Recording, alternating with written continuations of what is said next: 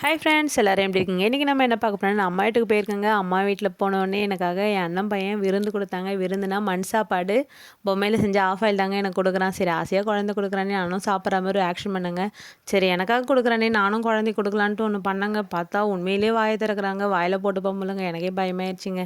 ஐயோ மண் சாப்பாடுலாம் கொடுத்தா என்னை உதைக்க போகிறாங்களோன்ட்டு நான் எழுந்துட்டேங்க வீட்டுக்கு போகலான்ட்டு. அம்மா அதுக்குள்ளே சாப்பிட என்ன கூட்டாங்க. அம்மா வீட்டுக்கு போனாலே மீன் குழம்புனா சூப்பராக இருக்குமேச்சுன்ட்டு நானும் கிளம்பிடுவேங்க.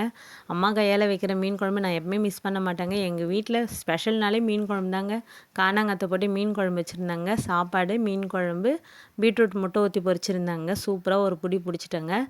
நீங்கள் உங்கள் அம்மா வீட்டுக்கு போயிருந்தீங்களா? உங்களுக்காக என்ன ஸ்பெஷலாக செஞ்சு தருவாங்கன்றத கமெண்ட்டில் சொல்லுங்கள். நெக்ஸ்ட் வீடியோவில் பார்க்கலாம்.